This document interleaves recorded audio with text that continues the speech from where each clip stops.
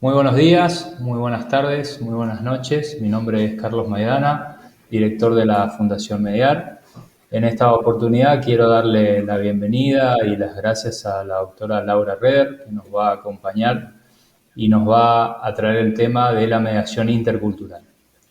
La doctora Laura Reder es abogada, mediadora, formadora intercultural, coordinadora de la Comisión de Mediación del Colegio de Abogados de la ciudad de San Rafael, Mendoza. Laura, muchas gracias por acompañarnos y tenés la palabra para cuando quieras comenzar. Muchas gracias, doctor Carlos Maidana, por esta bienvenida y la presentación. Quiero dar gracias también, en primer lugar, a Fundación Mediar, al presidente, el doctor Leonardo Otarán, y a todas las personas que con su arduo trabajo han hecho posible este tercer Congreso Americano de Mediación, Negociación y Arbitraje, que se lleva por tercera vez consecutiva con mucho éxito. Y bueno, estoy muy contenta, muy feliz de estar esta tarde aquí con ustedes y agradecer una vez más la invitación a este evento que tiene por fin que charlemos sobre temas de mediación. Y en esta tarde quiero compartir con ustedes la importancia de la interculturalidad. Vamos a hablar de la interculturalidad, el impacto en la mediación, y también vamos a hablar sobre las barreras a la interculturalidad. Todos estos temas son importantes debido a que estamos en presencia de un mundo globalizado. El mundo globalizado nos trae actualmente distintos retos. Estos retos son de diversa índole. Cada vez los profesionales debemos estar más preparados en todos los aspectos.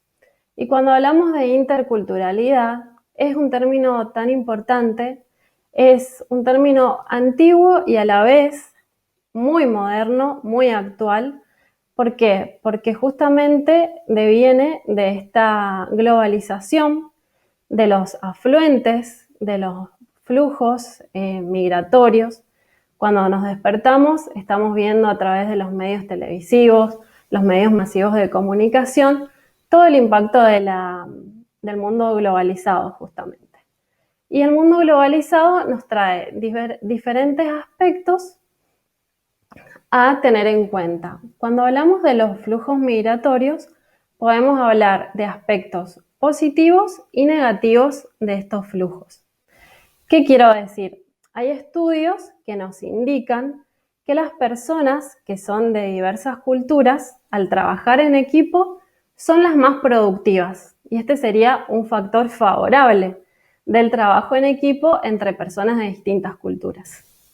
Es más, los estudios dicen que estas personas son mucho más productivas que si tratásemos con un grupo de la misma cultura. Por lo cual decimos que este aspecto positivo es la productividad. Pero paralelamente a esto deviene como inexorable el conflicto. ¿Por qué? Porque estamos hablando de personas que tienen diferentes culturas, en ocasiones diferentes idiomas, diferentes pensamientos políticos y religiosos, diferente idiosincrasia. Entonces, ¿qué sucede? Deviene inexorable el conflicto. Y acá es donde aparece la figura del mediador intercultural. ¿Y quién es el mediador intercultural? Es aquel profesional especializado en el área de la interculturalidad y que tiene en sus manos distintas herramientas para solucionar conflictos entre personas de diferentes culturas. Decimos que el mediador intercultural es una persona especializada en la materia. ¿Por qué? Porque la interculturalidad es una competencia profesional. Dentro de los aspectos que debe tener un mediador intercultural, no encontramos el requisito de la lingüística. Esto me parecía importante resaltarlo porque a veces se confunde o se pretende que el mediador intercultural sea una persona que maneje diversos idiomas, y no es un requisito per se para ser mediador intercultural. Un mediador intercultural puede solicitar la colaboración a un traductor para que el mismo coadyuve con la tarea de un mediador intercultural. Entonces, habiendo delimitado qué es un mediador intercultural, vamos a pasar a analizar algunos conceptos para que nos quede claro el tema. Vamos a hablar de la competencia intercultural. El concepto, entonces, decimos que es un conjunto de conocimientos, actitudes y habilidades que nos permite una colaboración eficiente y eficaz en un entorno multicultural. Cuando hablamos de habilidades, hablamos de determinadas, justamente, habilidades que debe tener el mediador intercultural y también actitudes que van a ser las herramientas que maneje eficazmente en la solución de los conflictos en los que tengas que intervenir. Este tiene un objetivo cognitivo, que es entender la complejidad de las relaciones interculturales y el impacto de la cultura en nuestro propio comportamiento. ¿Por qué? Porque nuestra cultura también tiene un impacto en nosotros. Y por eso lo importante es analizar la cultura de las demás personas, pero también ver en qué manera impacta nuestra propia cultura en nuestra personalidad. Y eso lo hablaremos un poco más adelante cuando hablemos también de las gafas culturales. Pero aquí estamos en el concepto y este aspecto cognitivo también tiene por fin descubrir la programación cultural propia y ajena y las ventajas y barreras de la personalidad. Todo esto tiene que ver con el análisis intrínseco y extrínseco que realiza la persona sobre sí, sobre su cultura y la cultura de las demás personas. También tiene un objetivo afectivo, que es impulsar el desarrollo de las actitudes positivas que fomentan la colaboración en un entorno multicultural. Este es el objetivo afectivo que tiene la interculturalidad. Luego tenemos un objetivo comportamental, que es explorar la diversidad cultural desde la curiosidad, suspendiendo los juicios. Esto también lo veremos, el tema de los juicios, prejuicios y demás seguidamente. Bueno, me pareció interesante realizar esta pregunta, si la interculturalidad y la multiculturalidad son sinónimos. ¿Por qué? Porque en lo cotidiano se utilizan como sinónimos, pero es importante establecer el distingo que existe entre ambas. ¿Por qué? Porque cuando decimos multiculturalidad, la multiculturalidad significa que existan personas de distintas culturas, pero no existe entre ellas interacción. Ejemplos de multiculturalidad son las grandes ciudades cosmopolitas, como por ejemplo Alemania. Un ejemplo concreto es la ciudad de Hamburgo, que tiene 2 millones de habitantes y entre un 15 y un 20% de la población son personas de diversos países. Pero no son interculturales, son multiculturales, porque entre ellos no hay interacción. Me pareció un buen ejemplo para diferenciar este concepto de la multiculturalidad y la interculturalidad. En la interculturalidad sí encontramos la interacción de las personas de distintas nacionalidades, de distintas culturas. Bien, como dijimos, vamos a hablar de los desafíos de la interculturalidad. La pregunta es, ¿cuáles son estas barreras a la interculturalidad?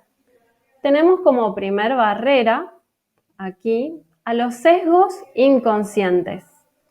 Los sesgos inconscientes consisten en un juicio o decisión que realizamos basados en nuestra experiencia, en nuestros valores y creencias más profundas o interpretaciones que hacemos de la realidad sin ser conscientes.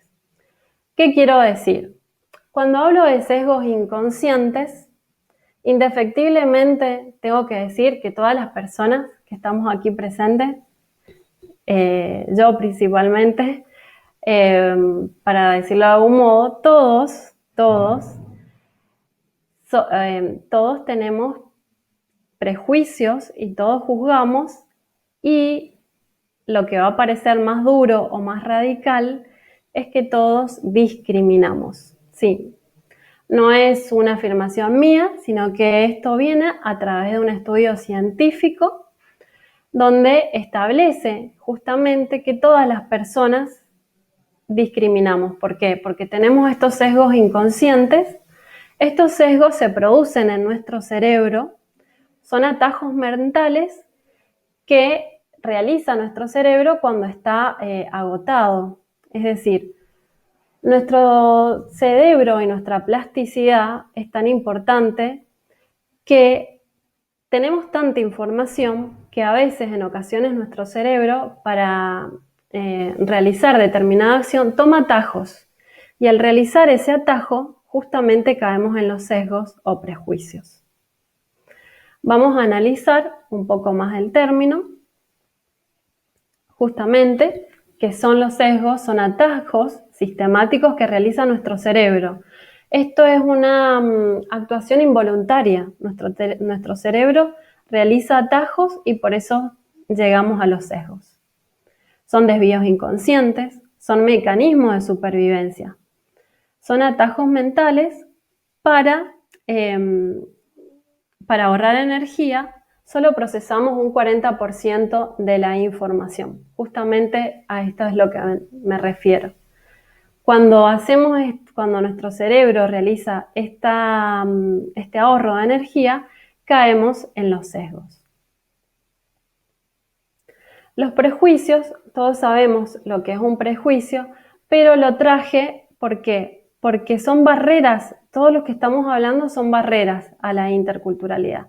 Tenemos, en primer lugar, a los sesgos inconscientes. Es importante, antes de hablar de los prejuicios, que el códice de los sesgos nos establece que hay más de 200 sesgos y cada uno de ellos tiene subsesgos, por lo cual es un tema muy interesante para estudiarlo. Esto daría lugar a toda una charla porque es un tema muy, muy amplio. Luego tenemos entonces a los prejuicios, que es una actitud, un gesto, un comportamiento, opinión o sentimiento negativo hacia una persona o grupo y sus actividades. Y puede que no tengan fundamento en la realidad. ¿Qué significa? Los prejuicios en muchas ocasiones, no, también está comprobado que los prejuicios se crean muchas veces en el espacio o entorno más cercano de la persona, es decir, en la familia. Las creencias de la familia se impregnan en el pensamiento, por ejemplo, de cuando somos niños, desde muy chiquitos, empezamos a alimentar nuestro cerebro con prejuicios y luego, de algún modo, esos prejuicios afloran, porque siempre estuvieron en nuestro cerebro y cuando toman nuestro cerebro estos atajos, salen los prejuicios. ¿Qué sería otra barrera a la interculturalidad? La discriminación es otra barrera. Es una acción derivada del prejuicio. ¿Por qué decimos que es una acción derivada del prejuicio? ¿Por qué? Porque el prejuicio dijimos que es un pensar, es una idea que tenemos colocada en nuestro cerebro desde que somos pequeños, desde nuestra familia o en nuestro entorno más cercano. Ese prejuicio se puede convertir, si no es tratado, se convierte en una discriminación. La discriminación, como lo dice la palabra, lo tiene implícita en su terminología, implica un accionar. Y por este accionar devienen también muchas situaciones ya que se traducen en un decir, en realizar acciones discriminativas, hasta repercutir en la integridad física de las personas. Entonces, es una gran barrera la interculturalidad, la discriminación. En esta diapositiva he compartido, no sale completamente, este es el códice de los sesgos que me gustaría compartirlos con todas las personas. Yo después de algún modo lo voy a compartir. Acá se establecen los 200 sesgos, más de 200 sesgos, que es muy bueno, es un material muy interesante para compartir y para que lo puedan estudiar. Luego podemos decir entonces, ¿cómo podemos desactivar o neutralizar un sesgo? Bueno, acá lo importante, la clave, cuando detectamos un sesgo, que sabemos que los sesgos los tenemos todas las personas, y no lo digo yo, lo dicen los estudios científicos, lo importante es saber que existen y que podemos morigerarlos, neutralizarlos o aminorarlos. Es muy difícil erradicarlos. En algunas situaciones, algunos sesgos, podemos erradicarlos, pero a veces es muy difícil y lo importante es que podamos manejarlo o neutralizarlo. ¿Para qué? Para no crear nosotros mismos situaciones conflictivas y al conocerlo, poder, a través de las herramientas de la interculturalidad, poder acompañar a las personas que se encuentren sesgadas y que hayan llegado a conflictos justamente por un mal manejo de los sesgos. También me gustaría hablar en este último aspecto del choque intercultural. ¿Por qué? Porque el choque intercultural también es una barrera a la interculturalidad. ¿Qué significa? ¿Qué es un choque intercultural? Cuando una persona se emigra de un país a otro, sufre indefectiblemente un choque cultural. Este choque cultural significa que se traduce tanto en el cuerpo de la persona como en su mente. En el cuerpo, ¿por qué? Porque a veces ese choque cultural se traduce en malestares en el cuerpo y también en su mente, porque puede llegar a situaciones psicológicas donde deba asistir a un cuerpo de psicólogos para obtener asistencia psicológica, porque ha sido tan grande el impacto, el cambio de la cultura que traía de su país de origen a este país en el que recién ha llegado. Este choque cultural es una barrera a la interculturalidad y es uno de los puntos a analizar más importantes, porque justamente luego de este choque cultural y de los efectos que trae aparejado, se crean conflictos a través de las migraciones. Las personas generan estos conflictos y, como dijimos, tienen que recurrir a un mediador intercultural, que es la persona que puede colaborarlos y con sus herramientas poder llevar o acompañar a las partes a que lleguen a una solución satisfactoria. Este choque cultural al que hago referencia es muy importante su análisis. ¿Por qué?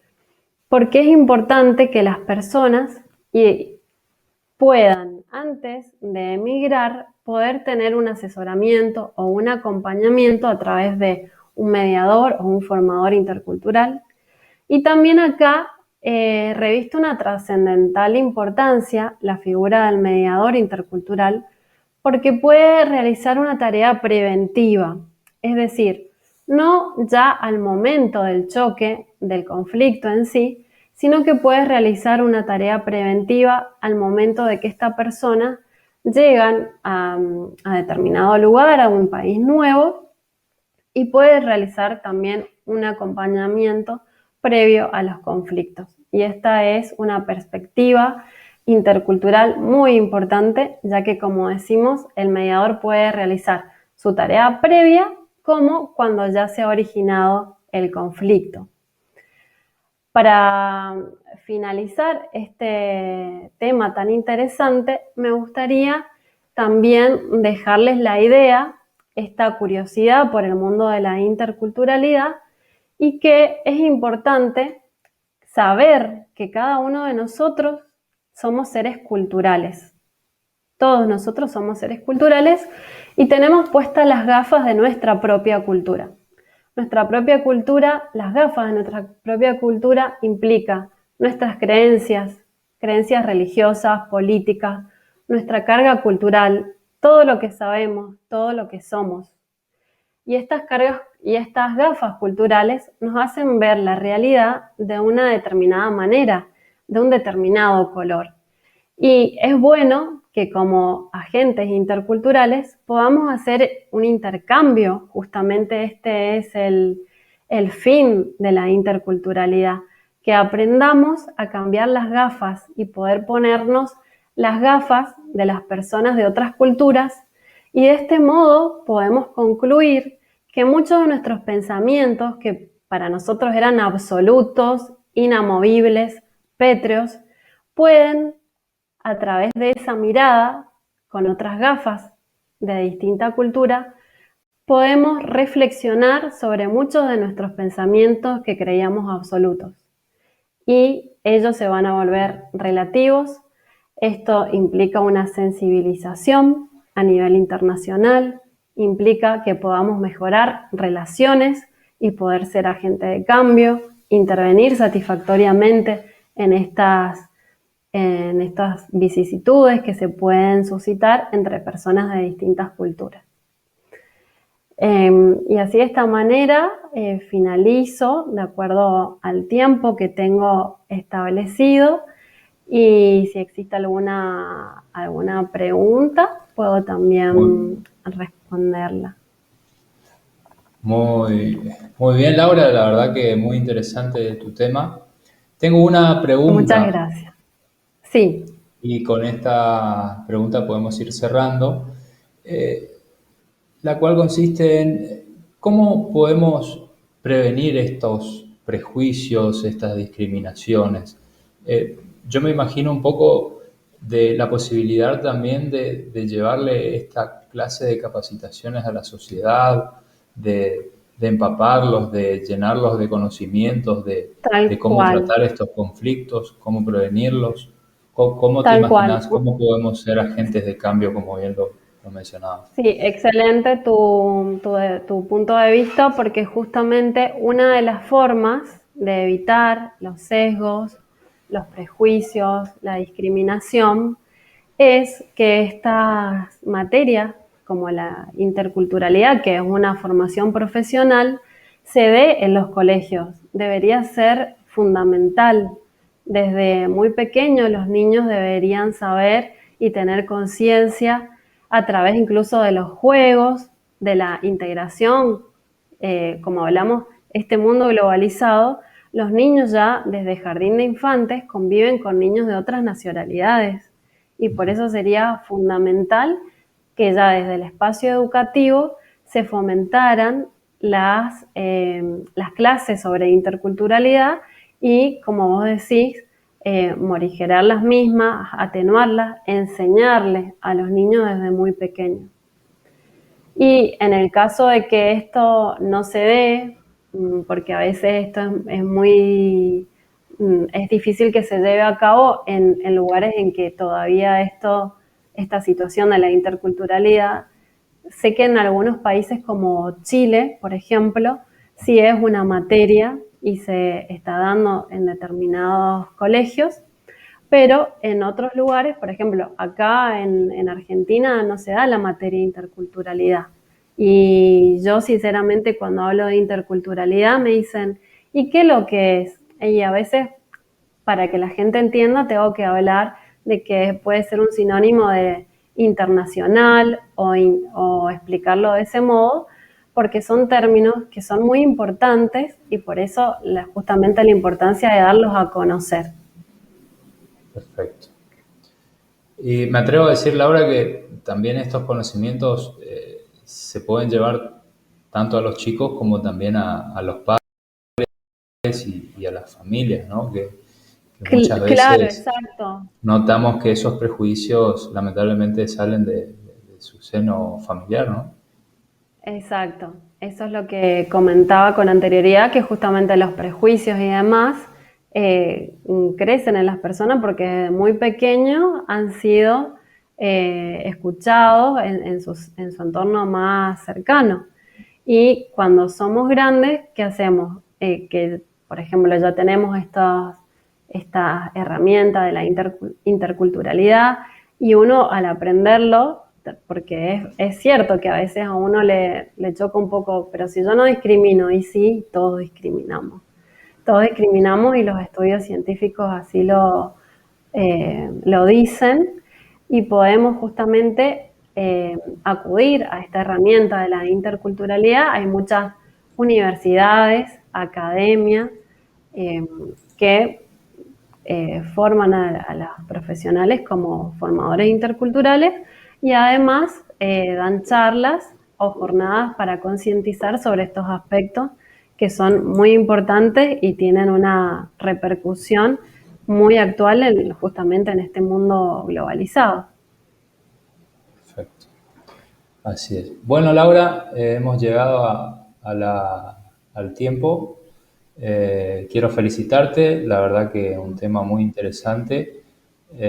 Laura Reder, en tu placa la H está del otro lado de la D, como nos mencionaste, pero bueno, cualquier persona que quiera encontrarte y seguir con esta temática lo puede hacer. Creo que tenés tu Facebook o Sí, tu sí, correo lo podés detallar también después en la página del Congreso para aquellas personas que quieran contactarte y saber más de esta temática.